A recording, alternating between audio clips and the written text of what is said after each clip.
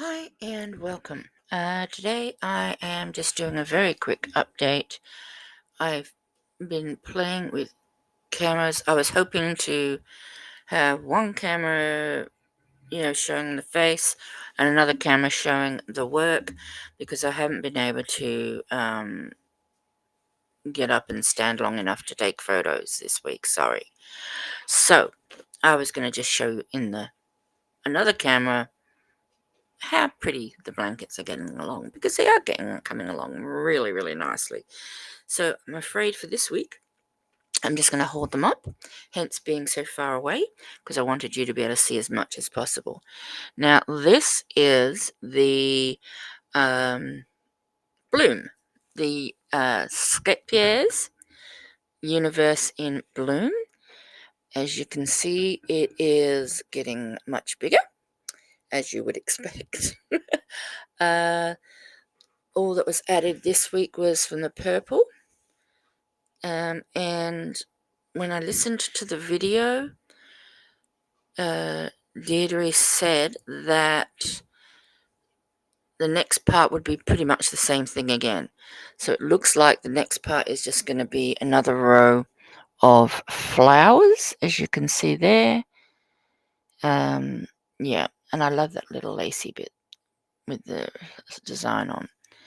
Okay, so that is the Universe in Bloom.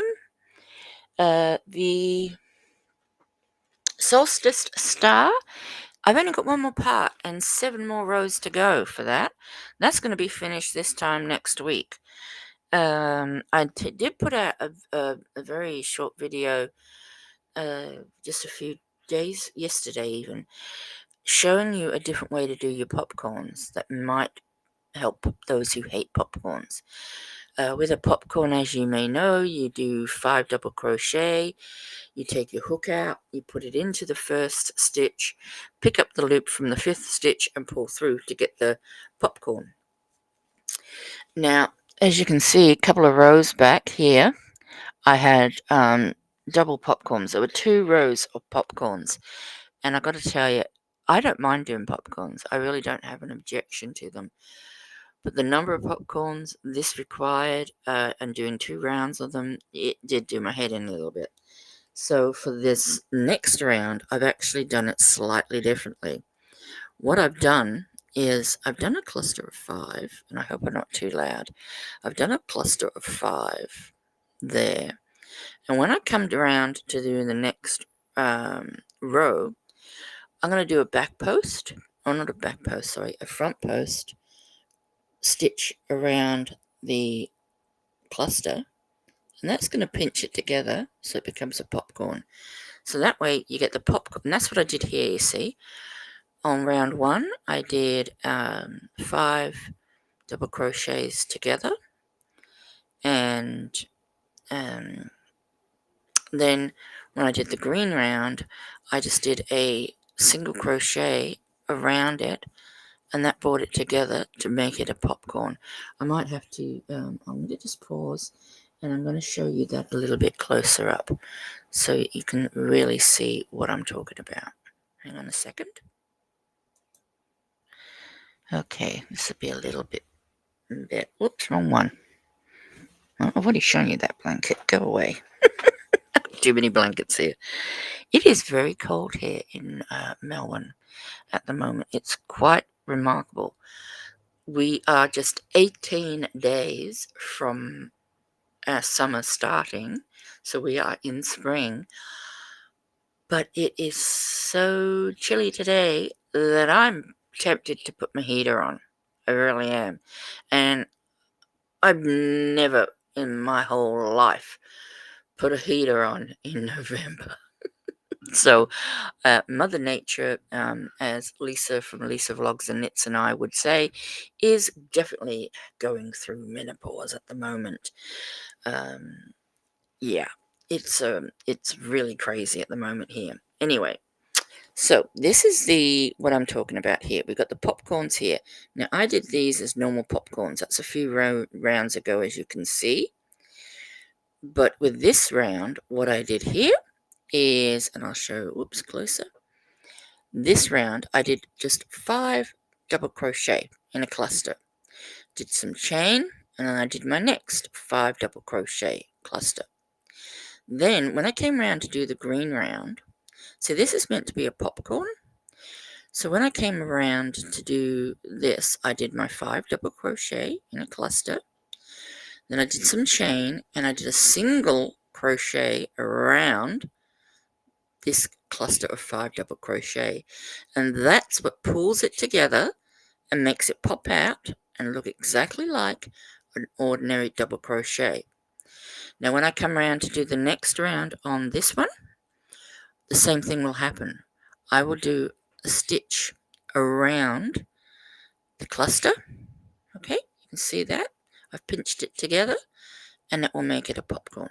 The stitch of the next round creates the popcorn by you just working. You go in one end, out the other end, do the stitch, and that holds it together into a popcorn. How easy is that? And it made these 2 rounds go so much faster.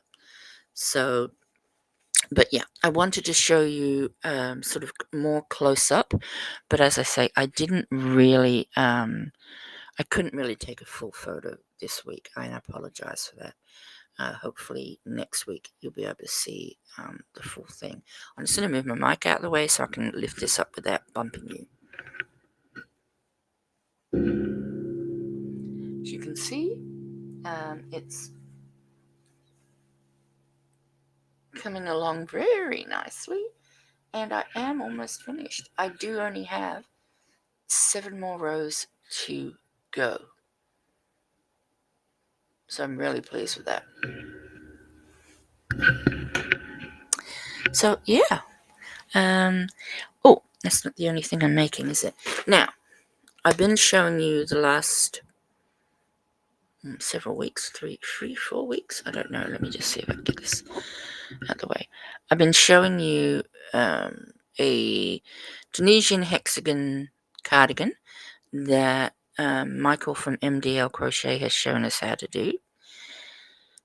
I frogged it a lot back, so I'm not going to show you that because there's no progress to show. There's progress to show, so yeah.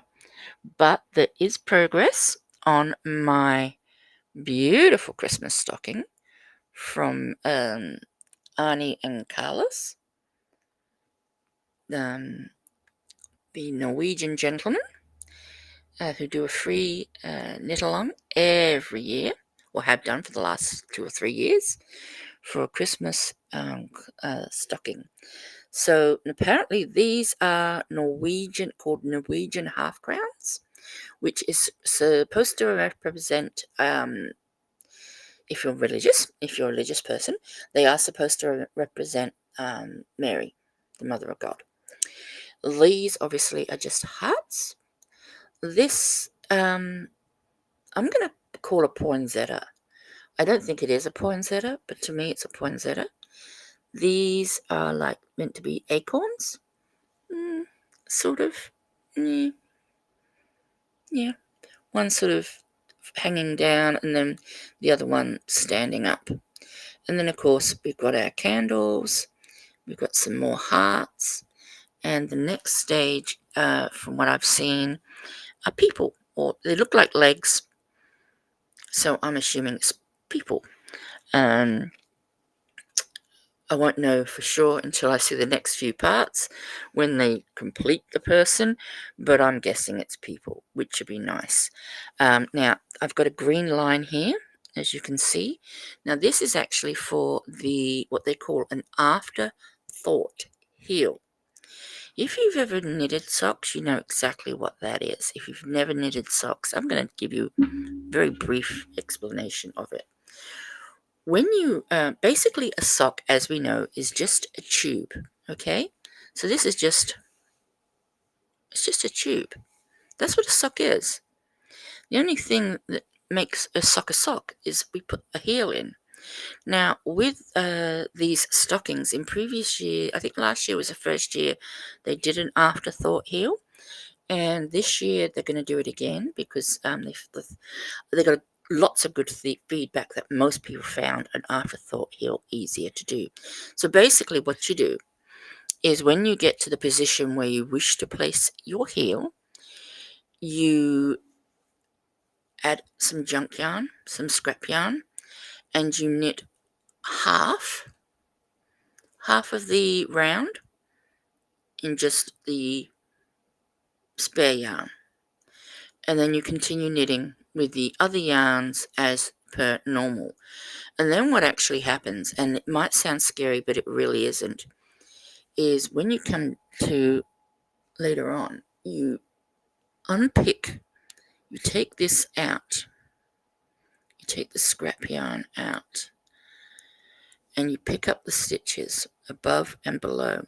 So you pick up the top of one stitch and the bottom of the other stitch, and you place them on a little circular needle or on DPNs, whichever you're using, and then you sew, then you knit your heel. It's a lot easier because doing a heel that way, you can use what they call a fish lips heel, which is quite nice, despite what it sounds like. You can do any type of heel, really, that you are comfortable with doing, except for probably the heel and flap. I don't think that would work, but correct me if I'm wrong. But yeah, an afterthought heel is really a very good way of doing these things. But Arne and Carlos also have a pattern for which I've got, and I'm going to attempt to do eventually, for a spiral sock. And it seems to be, they work, I think, from toe up, I think. And they basically are working ribbing, but in a spiral. And there's no heel at all. Not an afterthought, not one as you go.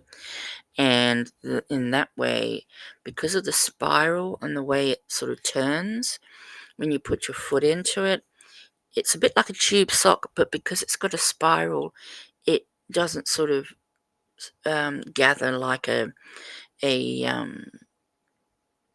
tube sock would at the front of your heel. Or the front of your foot, where your foot bends. So yeah, so that's my Christmas stocking coming along nicely. Like I said, no point in showing you the Hexi-Cardigan this week because it's really just been frogged.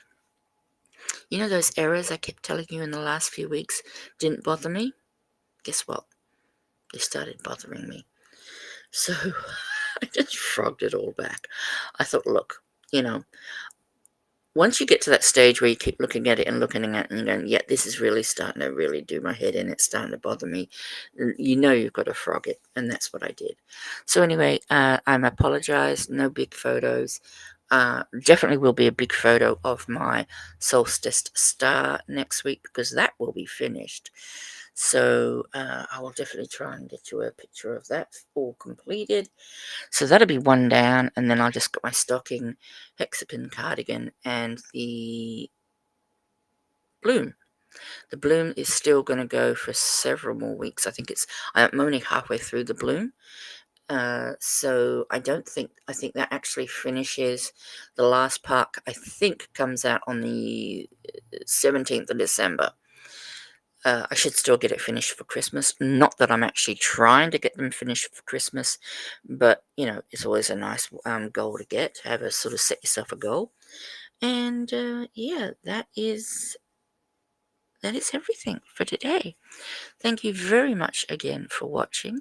I hope you enjoyed seeing how these things are progressing. I'm enjoying making them and seeing, especially the stocking. I'm loving the stocking. It's so thick, and it's really working up. I'm just so pleased how well it's coming together. I really didn't think I would be able to do it, but I am doing it. Yay me. Got to give yourself some praise occasionally, don't you? Anyway, I'm going to say ciao for now.